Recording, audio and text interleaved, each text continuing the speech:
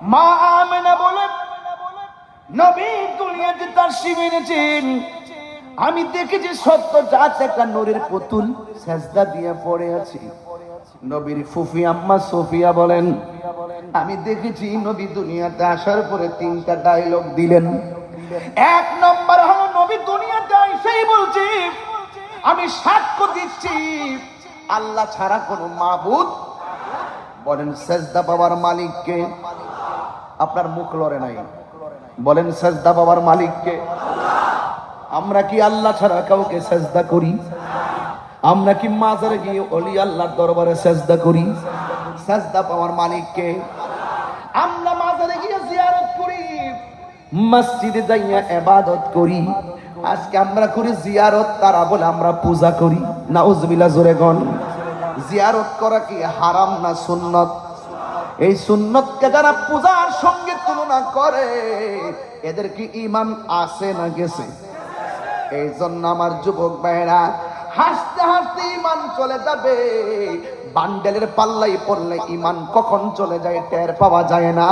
আর ঈমানদারেরা সব সময় ভয় করে কোন কারণে না জানি ঈমানটা চলে যায়। কথা বলেন ঠিক কিনা? এই জন্য আমার যুবক মা আমেনা সুফিয়া বলেন আমি শুনেছি আমার নবী দুনিয়াতে এসে বলছেন আমি সাক্ষ্য দিচ্ছি আল্লাহ ছাড়া কোনো মাবুদ নাই। এর মানে হলো আমার নবী হলো আল্লাহর সাক্ষী। কথা বলেন ঠিক কিনা? নবী হলো আল্লাহর সাক্ষী, আমার নবী হলো আল্লাহ দেখার আয়না। আর দ্বিতীয়বার বললেন আমি নবী হইলাম আল্লাহর রাসূল। নবীর সাক্ষী নবী নিজে দেয়, আল্লাহ সাক্ষীও নবী নিজে দেয়। আল্লাহ বলে বন্ধু এই পৃথিবীর কেউ যদি তোমাকে না ডাকে গো, আপনার শান আমি এত বাড়াইছি যাররা পরিমাণ কমবে না। আপনি নবীর শান মান বলার জন্য আমি আল্লাহই যথেষ্ট।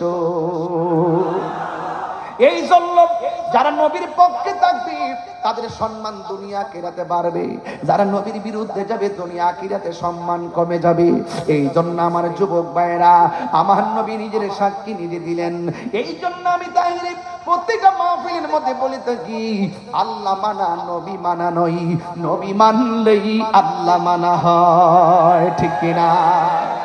আল্লাহ মানা নবী মানা নয়, নবী মানলেই আল্লাহ মানা হয়। এটা আল্লাহর কালাম। যুগে যুগে যেই উম্মতের জন্য নবীগণ এসেছেন ওই নবীগণকে উম্মতে মানা হলো ফরজ। এই জন্য আমার নবী দুনিয়াতে আসছেন, আমার নবী সাজদায় পড়ে আছেন। বন্ধুরি ও যুবকের দল, ওই যখন নবী দুনিয়ার মধ্যে আসছেন গত পরশু দিন হাদিসটা দেখলাম গজলে গজলে বললে যায়। হাদিস বললে অর্থ পেয়ে আবার গজল গাইলে সময় 3 বার লাগবে, একই কথা 3 বার পুনরাবৃত্তি করা যাবে না। মা আমেনা বলেন সেদিন 3টি পতাকা পূর্ব পশ্চিম কাবার ছাদে দিয়েছিল দেখা। সুবহানাল্লাহ রে। নবী যখন আসছে মা আমেনা বলেন সেদিন 3টি পতাকা পূর্ব পশ্চিম কাবার ছাদে দিয়েছিল দেখা। ওরে আসলেন নবী পোশাকে পড়া, আসলেন নবী পোশাকে পড়া, সুরমা লাগা দু নয়ন, উল্লাসে মাতিয়া ওঠে পেয়ে নবীর দু চরণ, উল্লাসে মাতিয়া ওঠে পেয়ে নবীর দো চরণ। নারায়ে তাকবীর। 2 হাত তুলে আমার হুজুর একটা সম্ভাষণ দেন না এমনি এইভাবে, হুজুর একটা শুভেচ্ছা দেন ইনশাআল্লাহ। 2 হাত শুধু 2 হাতে নারায়ে তাকবীর, বার নারায়ে রিসালাত। ভাইয়া হাত নামান, হাত নামান।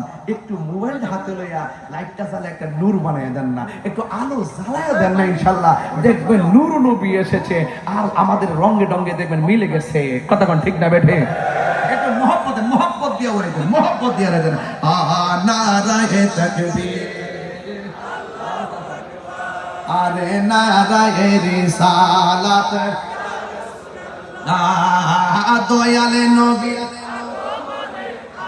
দিত ত্রিভুবন, দয়াল নবী আনন্দিত ত্রিভুবন উল্লাসে মাতিয়ায় ওঠে পেয়ে নবীর দু চরণ উল্লাসে মাতিয়ায় ওঠে পেয়ে নবীর দু চরণ জান্নাত হতে হাওয়া আসিয়া মরিয়ম হাজেরা মিলাদুন নবী করতে পারলো না ছিল তারা জান্নাত হতে হাওয়া আসিয়া মরিয়ম হাজেরা মিলাদুন নবী করতে পারলো না ছিল তাহারা ওরে সবাই মিলে গাই গুণগান সবাই মিলে করিয়া নবীর শরণ উল্লাসে মাতিয়ায় ওঠে পেয়ে নবীর দো চরণ উল্লাসে মাতিয়ায় ওঠে পেয়ে নবীর দো চরণ নারায়ে তাকবীর